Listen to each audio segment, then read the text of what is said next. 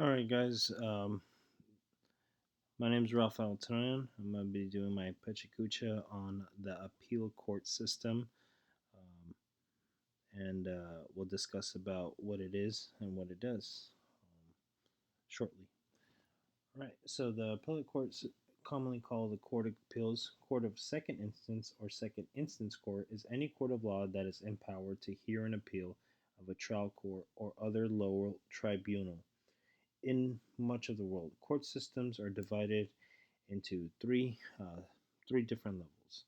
The trial court, which initially hears cases and reviews evidence and testimony to determine the facts of the case giving testimony, which then a judge or jury decides who is guilty or not guilty, or who is liable or not liable. The appellate courts do not retry cases or hear new evidence. They do not hear witness testify. There is no jury. Appellate courts review the procedures and the decisions of the trial court to make sure that the proceedings were fair and the proper law was applied correctly. At least one intermediate appellate court and Supreme Court, which primarily reviews the decision of the intermediate courts. A particular court system, Supreme Court, is its highest appellate courts. Appellate courts have rules. Nationwide can operate under varying rules. Under its standard of review, an appellate court decides the extent of the difference it would give to the lower court's decision based on whether the appeal was one fact or of law. In reviewing an issue of a fact, an appellate court ordinarily gives deferences to the trial court's findings. It is the duty of trial judges or juries to find facts, view of evidence firsthand, and observe witness testimony. When reviewing lower decision courts of appeal, generally look for clear error. Now, the appellate court reviews issues of law, anew no differences, and may reverse or modify the lower court's decision if the appellate court believes the lower court misapplied the facts of the law.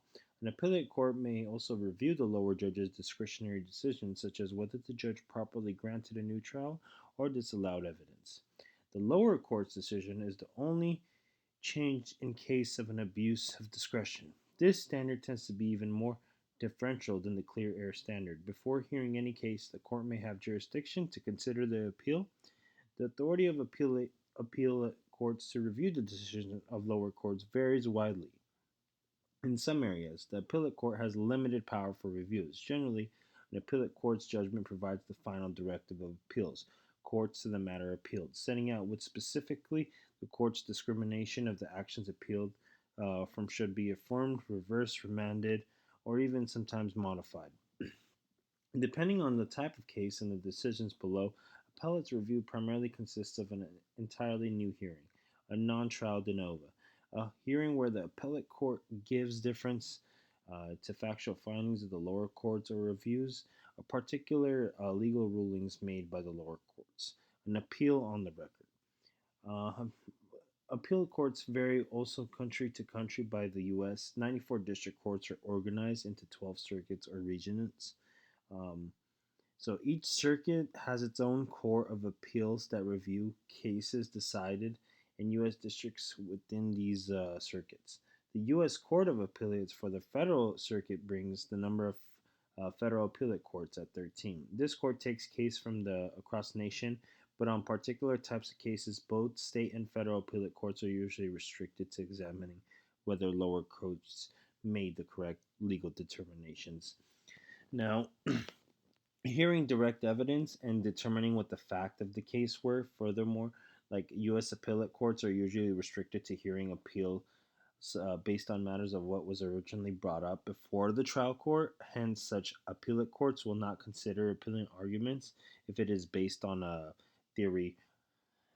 In most U.S. states and the U.S. federal government, parties before the court are allowed one appeal as a right. This means that a party who is unsatisfied with the outcome of a trial may bring an appeal to contest the outcome. However, appeals may be costly, and the appellate courts must find an error at the part of the court for it.